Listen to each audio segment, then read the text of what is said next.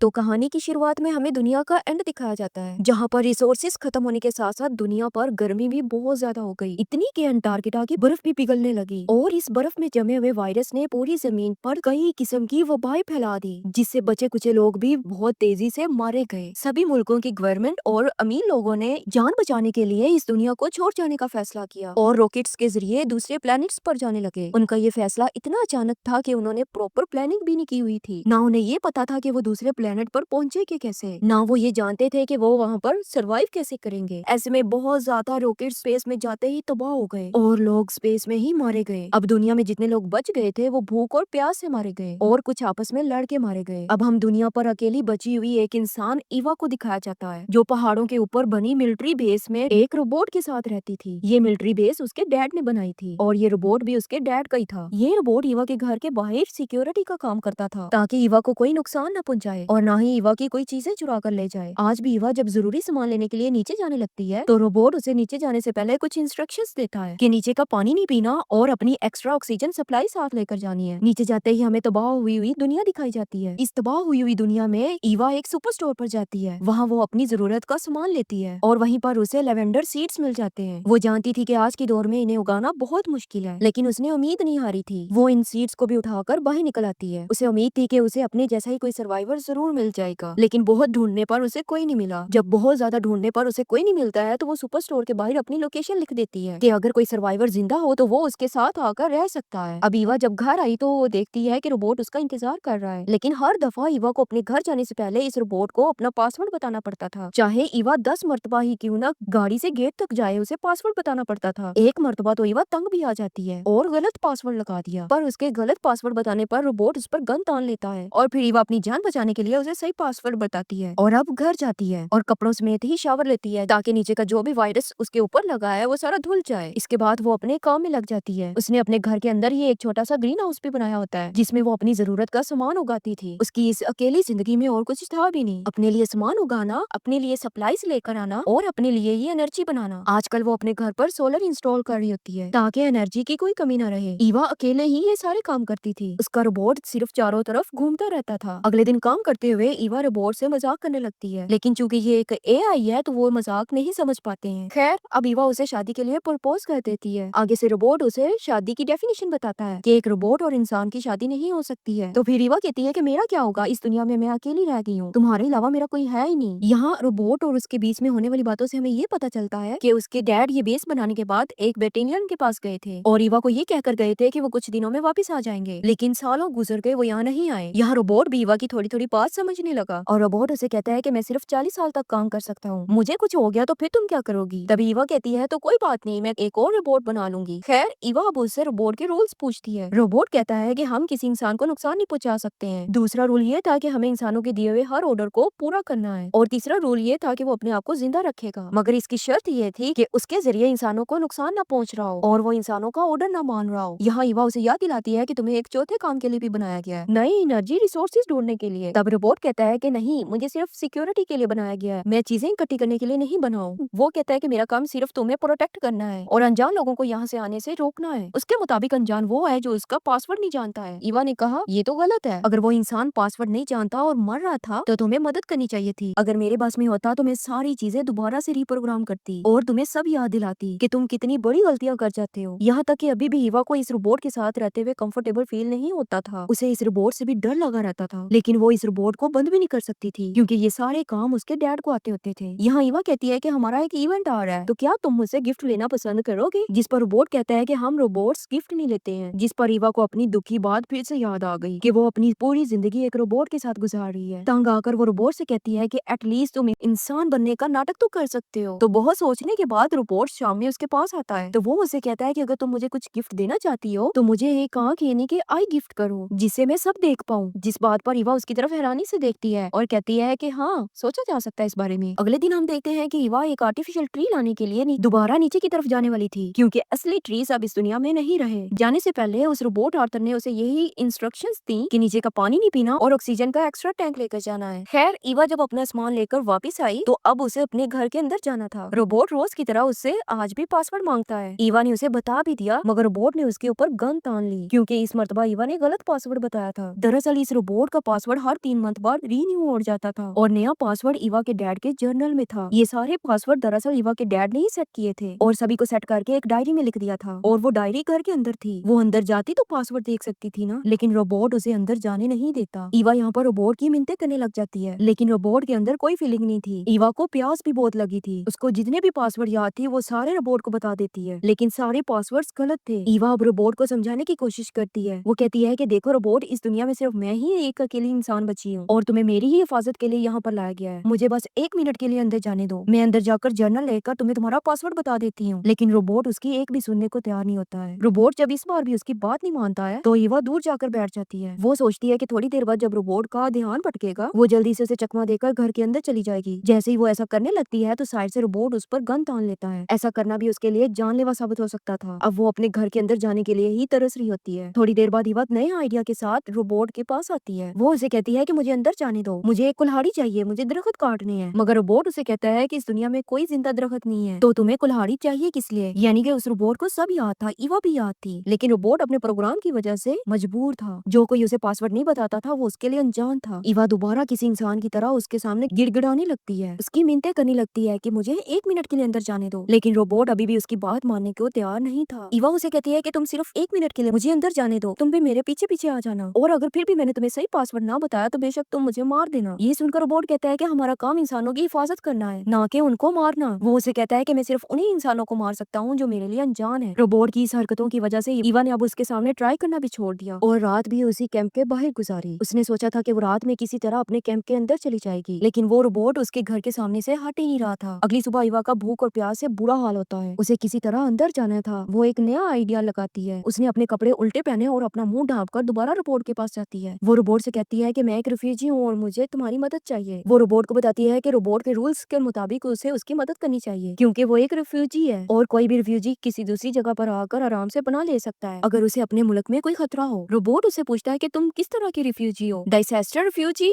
या political refugee. Eva ये तो जानती थी कि डिजास्टर रिफ्यूजीज को दूसरे मुल्क में आना नहीं पड़ता था, इसलिए वो कहती है कि मैं पॉलिटिकल रिफ्यूजी हूँ। यानी कि ईवा के कहने का मतलब ये था कि वो एक ऐसे मुल्क से आई है जहाँ जंग चल रही थी। रोबोट उसे कहता है कि मैं तुम्हारी बात मान लूंगा अगर तुम पीछे से घूम कर आओ। असल में वो उसे पूरी तरह स्कैन करना चाहता था। ईवा उसकी बात मानते हुए पीछे गई और जब वापस आई तो अपना हुलिया दोबारा ईवा जैसा बना लिया और यही तो उसने गलती की थी। रोबोट ने जब उसका हुलिया स्कैन किया तो वो उसे रिफ्यूजी नहीं लगी। रोबोट ने दोबारा उसे पनाह देने से मना कर दिया। तीसरी मर्तबा ईवा जब अपने असली हुलिया में रोबोट के सामने आती है, ईवा को लगता है कि शायद अब वो रोबोट को कुछ नई बातें याद आ रही हैं। वो रोबोट से कहती है कि प्लीज तुम मुझे अंदर जाने दो। वो रोबोट इस मर्तबा भी उसे पासवर्ड मांगता है। थक हार कर ईवा यहाँ से जाने लगती है। जाने से पहले वो रोबोट से कहती है कि अगली मर्तबा यहाँ पर कोई रिफ्यूजी आए तो उसे पानी जरूर दे देना। अब ईवा को पानी पीना था, इसलिए वो दोबारा रिफ्यूजी का हुलिया बनाकर रोबोट के सामने आती है। वो रोबोट से कहती है कि मुझे पानी चाहिए, लेकिन पानी देने से पहले रोबोट अब उसके साथ इन्वेस्टिगेशन करने लगता है। वो उससे उसके डॉक्यूमेंट्स मांगता है। ईवा उसके साथ गुस्सा होने लग जाती है कि मैं एक रिफ्यूजी हूँ, जंग के माहौल से भाग कर आई हूँ, ऐसे में मेरे पास डॉक्यूमेंट्स कहाँ होंगे। ये सुनकर रोबोट उसे कहता है कि तुम्हें एक एक्सप्लेनेशन तो जरूर देनी होगी कि तुम हमारे मुल्क में रहना क्यों चाहती हो। यहाँ ईवा एक झूठी स्टोरी बनाती है कि जंग में उसके पेरेंट्स मारे गए, अब वो अकेली रहती है और उसकी जान को भी खतरा है, इसलिए वो यहाँ पर आ गई है। तंग आकर वो दोबारा रोबोट से पानी मांगती है। आगे से रोबोट उसे कहता है कि मैं एक रिफ्यूजी को पानी तभी दूंगा जब मैं पहले ईवा को पानी दूंगा और ईवा को पानी में तब दूंगा जब वो मुझे पासवर्ड बताएगी। अब पासवर्ड तो ईवा को याद ही नहीं। इस तरह से एक और रात ईवा को बाहर ही गुजारनी पड़ती है। भूख और प्यास की वजह से उसका जिस्म कमजोर पड़ गया था। सुबह होने पर वो रोबोट के सामने गिड़गिड़ाने लगती है, प्लीज मुझे थोड़ा सा पानी दे दो या मुझे 1 मिनट के लिए अंदर जाने दो। रोबोट उसे कहता है कि आई एम सॉरी, मैं तुम्हारी मदद नहीं कर सकता हूँ। मैं तुम्हारी मदद कर भी देता अगर मुझे ये लगता कि तुम दुनिया की आखिरी इंसान हो, लेकिन कल ही मेरे सामने एक और रिफ्यूजी इंसान आई थी। ऐसे में इन दोनों के जिंदा होने की वजह से तुम्हारी कदर कम हो गई है। अब ईवा के जिस्म में कोई ताकत नहीं होती है कि वो रोबोट के साथ बहस करे। यहाँ रोबोट उस पर तरस खा के कहता है कि यहाँ पर करीब ही एक पावर प्लांट है, हो सकता है कि वहाँ पर कोई इंसान हो, क्योंकि उसके चलने का पता अक्सर रोबोट को चल जाता था। इसलिए अब अगर वहाँ पर कोई इंसान है तो खाने पीने का भी इंतजाम जरूर होगा। इसलिए ईवा अब कुछ भी सोचे समझे उस जगह की तरफ बढ़ जाती है। उसके ऑक्सीजन सिलेंडर्स में ऑक्सीजन भी बहुत कम होता है क्योंकि बाकी के सारे ऑक्सीजन टैंक्स उसके घर के अंदर थे, लेकिन फिर भी वो उस पावर प्लांट के अंदर जाती है। ये पावर प्लांट बहुत गहरा था। ईवा को उतरते हुए भी बहुत टाइम लगा, लेकिन शुक्र ये था कि अंदर जाने पर उसे पानी की कुछ बोतल्स मिल ही गयी। ईवा अपने सर से एक ऑक्सीजन सिलेंडर हटाती है और एक कुल्हाड़ी से दरवाजा तोड़कर अंदर चली जाती है। जहाँ जाने पर उसे मालूम होता है कि वहाँ की सारी बोतल्स खाली थी। एक और बुरा काम जो ईवा के साथ होता है वो ये था कि इस प्लांट में से कुछ रेडिएशंस निकल रही होती हैं जो ईवा की बॉडी को नुकसान पहुंचा सकती थी, जो कि अब ईवा को लग भी चुकी थी। अपनी बची कुची सारी ताकत ईवा वापस कैंप में आने में लगा देती है और आखिरी मर्तबा अपनी जान बचाने की कोशिश करती है, इसलिए अब वो उस रोबोट को मारने का सोचती है। वो अपनी गाड़ी को बहुत तेजी से रोबोट के ऊपर से चढ़ा देती है, जिससे हमें ये पता चलता है कि वो रोबोट बहुत मजबूत गाड़ी के टकराने की वजह से उल्टा गाड़ी ही जल गई, लेकिन रोबोट को कुछ भी नहीं हुआ। अगली सुबह हम देखते हैं कि ईवा की हालत बहुत बुरी हो चुकी होती है। उसके पास गिनी चुनी सांसें बची होती हैं। मरने से पहले उसके पास जो लेवेंडर सीड्स थे वो यहाँ जमीन में गाड़ देती है, इस उम्मीद में कि ये शायद कभी उग जाएं। ये देखकर उसके पास रोबोट आता है और रात में होने वाली हर चीज की रिपोर्ट देता है कि किसी अनजान शख्स ने उसके ऊपर हमला कर दिया था। ईवा उसकी बातों पर ध्यान नहीं दे पा रही होती है, वो उससे पानी मांगती है। ईवा को डिहाइड्रेशन की वजह से एलियंस भी हो रहे होते हैं, उसके साथ ऐसी चीजें हो रही होती हैं जो उसके साथ हो भी नहीं रही होती हैं। वो अपने आप को अच्छे कपड़े पहने अच्छी दुनिया में एंजॉय करते हुए देख रही होती है। अगली मर्तबा उसे एलियंस होते हैं कि उसके डैड उसे पानी पिलाने के लिए आए हैं, लेकिन वो देखती है कि यहाँ पर उसका रोबोट ही था जो उससे उसका पासवर्ड मांग रहा होता है। अब ईवा के अंदर बोलने की भी हिम्मत नहीं होती है। यहाँ रोबोट उसे बताता है कि अगर तुम मर गई तो मेरा पासवर्ड ऑटोमेटिकली रीसेट हो जाएगा। ईवा उसकी बात पर ध्यान नहीं देती है और उसे अपनी आखिरी विश बताती है कि तुम मेरे लगाए हुए लेवेंडर सीड्स को पानी देते रहना। ये कहते हुए ही वो मर गई और रोबोट ने अपना नया पासवर्ड लेवेंडर सेट कर दिया। इस रोबोट को आखिरी इंसान के मरने पर भी कोई दुख नहीं हुआ था। ये सिर्फ आर्टिफिशियल इंटेलिजेंस था। इस कहानी का निचोड़ ये है कि आर्टिफिशियल इंटेलिजेंस इंसानों की फीलिंग्स नहीं रख सकती है और ऐसे इंसानों के लिए जानलेवा भी साबित हो सकते हैं। और बस यही बताते हुए ये कहानी यहीं पर खत्म हो जाती है।